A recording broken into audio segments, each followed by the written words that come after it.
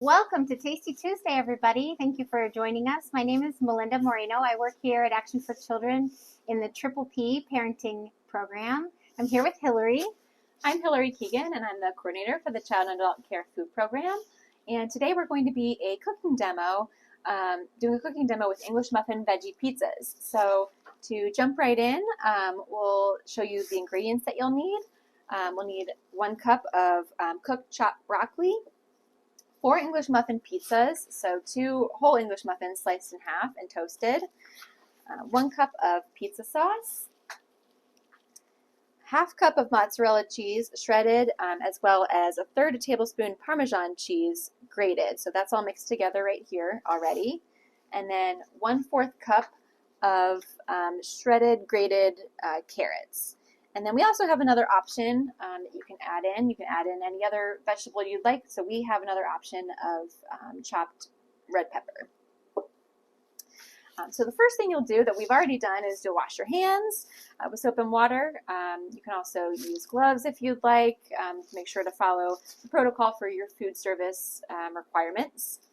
So then we've already toasted the English muffins, so you'll want to do that first, either in your toaster oven or in your regular oven under broil. So we've already cut the broccoli and cooked it. We've already cut our English muffins in half. So then, and we've already shredded our cheese. So you want to prep all of this ahead of time. So we'll take 2 tablespoons of pizza sauce over each English muffin half. So we've already put the amount that we need for all 4 English muffins in this bowl. So we'll kind of just divide that evenly. Thank you. And I think this can be a great activity to get the kids involved with. Everybody loves to make pizza, right?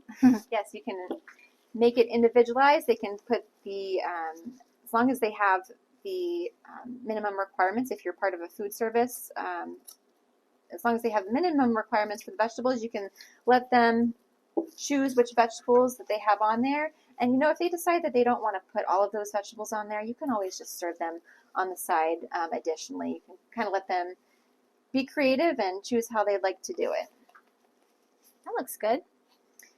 Yeah, I'm hungry. I'm ready to try some myself. So then you can just choose. So we do have all the cheese and all the vegetables. We've already pre-measured all of that. So we're just going to kind of use up what's here and put them on our pizzas. And you can also choose to, a fun way to kind of make mealtime fun and exciting is possibly to cut your food in different shapes, or even make, if you're making a pizza like this, maybe make a little face out of the vegetables. Ask them about the different shapes and colors that they're seeing. I think this can be a great way to get picky eaters to try new things. If they're used to only having pizza with just cheese or maybe pepperoni on it, just to say, like, there's all kinds of things you can put on a pizza. And why don't you even try to eat a bite of the vegetable before they put it on to see if they might like it on their pizza. Yeah, and you can get children of all ages engaged with mealtime. So the little ones might be able to help you, along with your help as developmentally appropriate. They can help to shred bread, or they can pick out the specific vegetable. Like maybe they can pick out the pepper from your refrigerator drawer, or even at the store. 2 or 3 4-year-olds can help to set the table, measure and dump the ingredients, and for this specifically, help to put their own ingredients on their pizzas. So then we have our little tray here ready to go, and the oven's already warmed up. So really, we're just going to put them in the oven for a few minutes. I have them a really high, almost 500 under broil, so I just kind of kept an eye on them for less than 2 minutes. They should just enough to melt the cheese. So just make sure you keep an eye on them. Yes, and then they're just ready in a minute or so for you all to taste. As far as if you're part of the CACFP, for children ages 1 to 5, one of those pizzas, so ½ of an English muffin, would be creditable as long as you're following a recipe that would meet the minimum requirements for grains and for vegetables. And then for children ages 6 to 12, 2 of those pizzas would meet the grain and vegetable requirement. I think another thing that you can work on as you're doing this activity, especially if the kids are involved in getting the pizzas together, just try to give lots of good compliments, noticing how they're sharing, how they're being nice and neat about the way they're doing it. Or if you make a mess, we just clean it up, giving lots of good praise and good interaction. So it feels like an activity as well as just getting lunch ready. And just praise them for trying a new food. Even if they try the red pepper and they don't necessarily like it, well, good job trying it, and we'll try it again another day.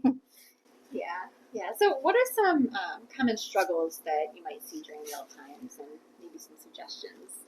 Well, I think it's hard, especially when you have several kids, or if you're in a childcare situation when you have a lot of kids to corral.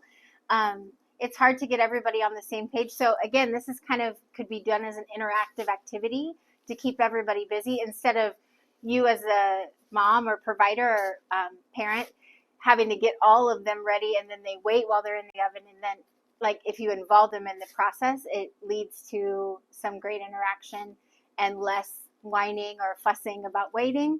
I think that's a good thing to consider. Again, we're offering everybody the same ingredients. So if everybody tries everything, that's great. If they don't, we're not going to make a big deal out of making a big pressure. As Hilary said, you can always serve the vegetables on the side if they don't want to put it on their pizza. Or there could be other alternate ingredients that you want to add in or take off for each individual child, just to make them excited about trying it. I don't know. What else do you think? So taking ownership over the choices that they're making for their meals, giving them some limited choices. Helps to get them excited. Because really, anything on the table could be good. There's not really a bad choice. So right. Any or all of the choices are good.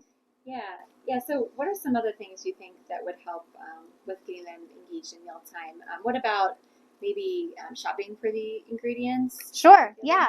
I think that can be really interesting. For kids of all ages, even the most little toddlers can help pick out the fruits and vegetables if you take them to the store with you, or even as you're making your grocery list, they can give ideas about, I want apples on the list, or I would like to have green beans, or whatever it is, that they can have some of their favorites on the list. Or if they're at the store with you, they can help pick out those things and count them. And as Hilary said, notice the shapes, the colors, how many, let's count them. So I think those are all ways to get kids engaged.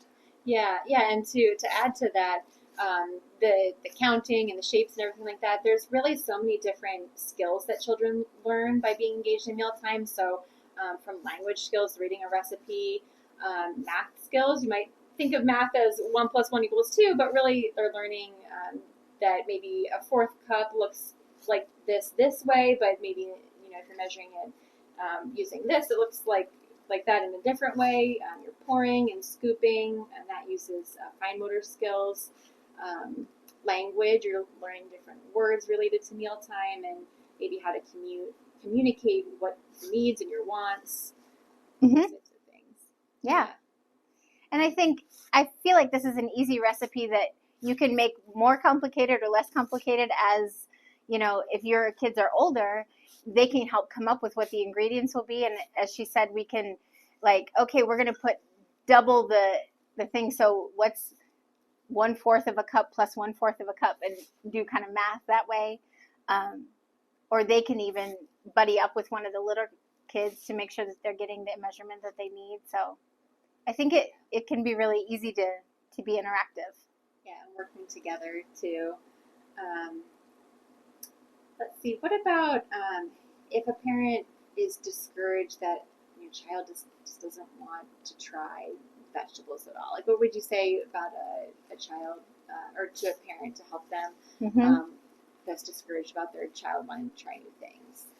Yeah, again, I think it's important to offer everything on the table. And if you're in the food program, you're serving every element to every child.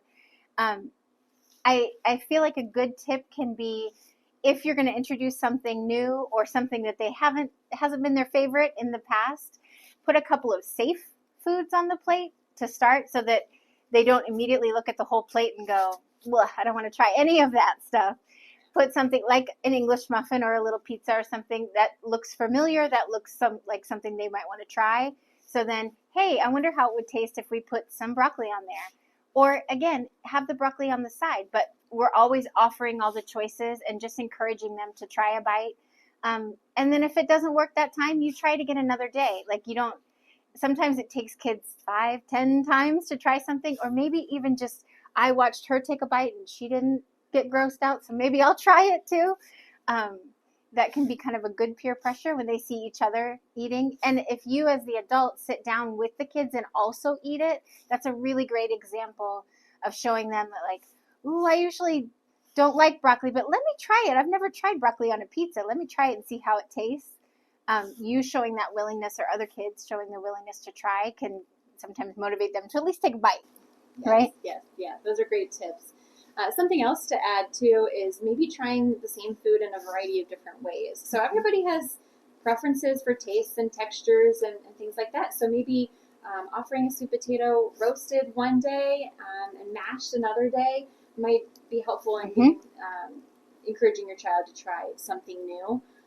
Something else to consider too is we as adults, we get to decide every meal what we're eating, and children don't really have that choice. So on any given day, like if I don't want broccoli for lunch, I'm not going to make myself broccoli. But a child may not, doesn't really have those choices. So giving them, within reason, giving them maybe a few choices, like we're doing now with the vegetables, might help them be willing to try. Oh, maybe I'm not in the mood for broccoli, but maybe I'll try carrots or peppers this day.